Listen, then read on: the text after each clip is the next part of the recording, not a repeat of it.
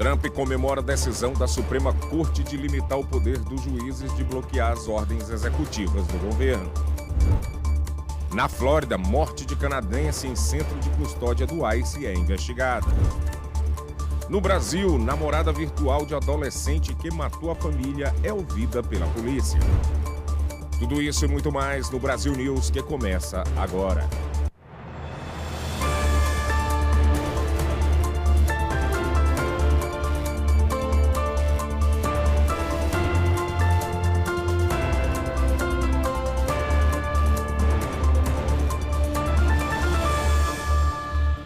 Boa noite. Em entrevista coletiva na Casa Branca nesta sexta-feira, o presidente Donald Trump chamou de uma vitória monumental a decisão da Suprema Corte de limitar o poder dos juízes de bloquear as ordens executivas do governo. Vamos ouvir o que ele disse.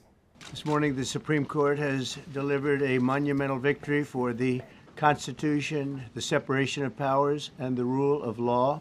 This decision, and thanks to this decision, we can now promptly file to proceed with numerous policies that have been wrongly enjoined on a nationwide basis. And some of the cases we're talking about would be ending birthright citizenship.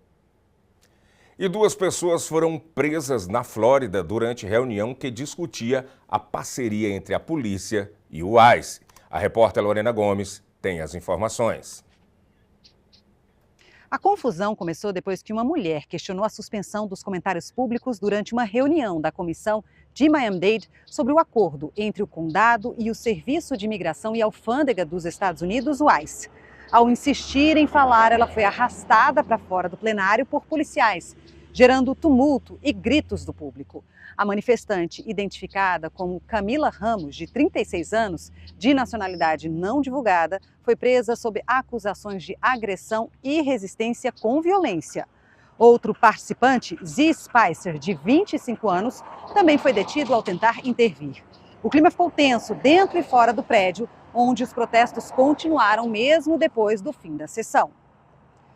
E a causa da morte do canadense Johnny Noviello, de 49 anos, em um centro de detenção federal do ICE em Miami, é investigada.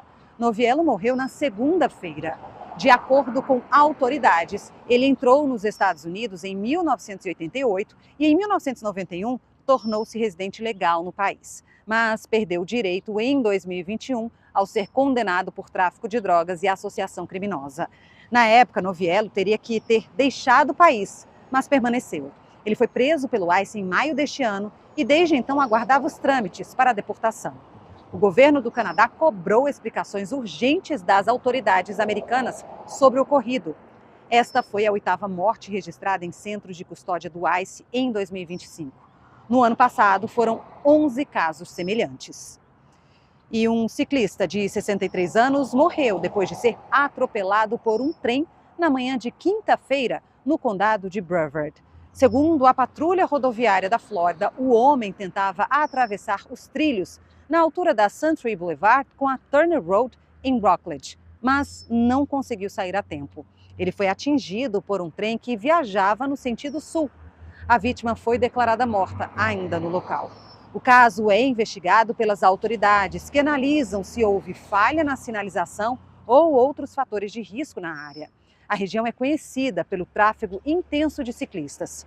Moradores pedem melhorias urgentes na segurança do local, como cancelas e alarmes. E o xerife suspenso do condado de Osceola deixou a prisão depois de pagar uma fiança milionária. Repórteres e cinegrafistas aguardavam na entrada da cadeia do condado de Lake a saída do ex-xerife. Escoltado por 2 advogados, Marcos Lopes foi direto para um carro sem falar com a imprensa, que questionava o envolvimento dele na operação de jogos de azar. O ex-xerife do condado de Osceola deixou a prisão na quinta-feira, depois de pagar a fiança de $1 milhão. O juiz determinou que a quantia deveria ser paga com fundos lícitos, o que foi comprovado pela defesa. Lopes deve usar tornozeleira eletrônica, entregar o passaporte e todas as armas à justiça. Ele estava detido desde o dia 5, acusado de extorsão e conspiração em uma operação de jogos de azar ilegal que teria movimentado $21 milhões. O ex-xerife foi acusado de proteger o esquema e receber repasses avulsos. A seguir, no Brasil, namorada virtual de adolescente que matou a família é ouvida pela polícia. Até já!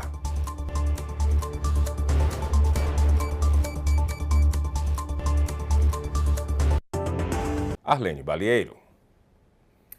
E a Polícia Federal investiga um túnel em um posto de combustível que leva até uma agência da Caixa Econômica. O local foi descoberto na quinta-feira durante uma reforma em um posto localizado em Sumaré, no interior de São Paulo. Segundo a Polícia Militar, a suspeita é de que a escavação daria acesso ao cofre da agência. De acordo com a PF, o túnel entre o banco e uma galeria pluvial tem 30 metros, com várias alternativas de saídas. Uma bomba d'água, possivelmente usada no local, foi encontrada na escavação. Os agentes ainda não sabem há quanto tempo o túnel existe e se chegou a ser usado. Um inquérito foi aberto para investigar o caso. E a adolescente de 15 anos que mantinha um relacionamento virtual com um menino de 14 que matou a família no Rio de Janeiro foi ouvida pela polícia do Mato Grosso na quinta-feira. O depoimento da menina durou quase 2 horas. A participação dela no triplo homicídio ainda está sob investigação. Ela disse aos agentes que conversava com o namorado como se fizesse parte de um jogo de videogame no momento do crime. Ela também confirmou que se relacionava com um adolescente há 6 anos, após se conhecerem em um jogo online. A polícia disse que a menina, assim como o namorado, demonstrou frieza ao falar sobre o crime ocorrido no fim de semana. Os assassinatos do pai, mãe e irmão de 3 anos aconteceram em Itaperuna. O adolescente confessou à polícia que usou a arma do pai para matar a família enquanto eles dormiam. Os corpos foram encontrados na cisterna da casa. A motivação teria sido a reprovação do namoro virtual. O garoto está apreendido e deve responder por ato infracional semelhante a triplo homicídio e ocultação de cadáver. As investigações do caso continuam. E a autópsia realizada em Bali, na Indonésia, apontou que a morte de Juliana Marins foi causada por trauma grave no tórax e hemorragia. O resultado do exame foi divulgado nesta sexta-feira. A alpinista brasileira de 26 anos foi encontrada sem vida no 4º dia de buscas após a queda em um penhasco durante uma trilha no vulcão Rinjani. Segundo o médico legista, Juliana também sofreu lesões generalizadas nas costas, braços, pernas e cabeça, e pode ter morrido cerca de 20 minutos após ter caído. O médico ainda acrescentou que não havia sinais de hipotermia. Juliana caiu no sábado, dia 21, mas o corpo só foi resgatado na última quarta-feira. No mesmo dia, a Prefeitura de Niterói, município onde Juliana nasceu, no Rio de Janeiro, anunciou que faria o translado do corpo da jovem para o Brasil. Na quinta-feira, o presidente Lula determinou que o Ministério das Relações Exteriores assumisse a responsabilidade. E em Santa Catarina, o homem foi resgatado na noite de quinta-feira depois que tentou atravessar com um trator uma ponte submersa. Durante a travessia, o veículo caiu no rio e ficou preso à cabeceira da ponte. Imagens mostram o drama vivido pelo tratorista, que por pouco não foi arrastado pela força da água. O acidente aconteceu no rio Invernadinha, em São Joaquim, na Serra Catarinense. Segundo o Corpo de Bombeiros, o homem não conseguiu deixar a cabine e foi retirado da água em segurança, sem ferimentos graves. Vale reforçar o alerta das autoridades. Em dias de chuva, evite trafegar por pontes ou estradas alagadas.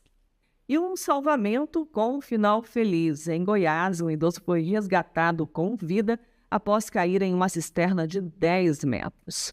Confira. O Corpo de Bombeiros de Goiás foi quem realizou o resgate.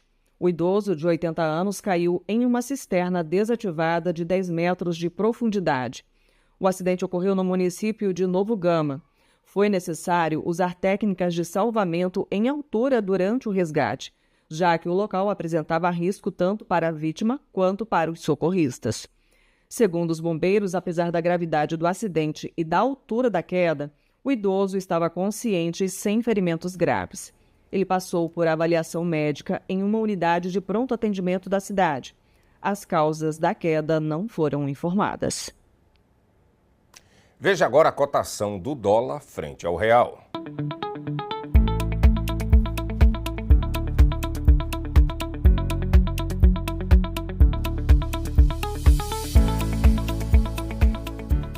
Em pleno Mundial de Clubes da FIFA, os cães farejadores viraram atração à parte por usarem botas.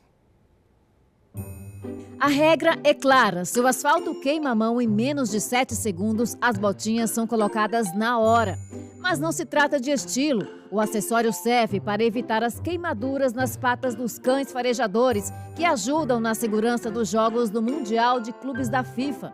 E foi assim que eles trabalharam na segurança do jogo entre Esperance da Tunísia e Chelsea no Lincoln Field, na Filadélfia. Além dos calçados, os cães têm mais água, banho de gelo e patrulhas menores para garantir o bem-estar dos vigilantes de 4 patas. E esta edição do Brasil News termina aqui, mas você pode rever todas as notícias no nosso canal no YouTube. Boa noite e um ótimo fim de semana.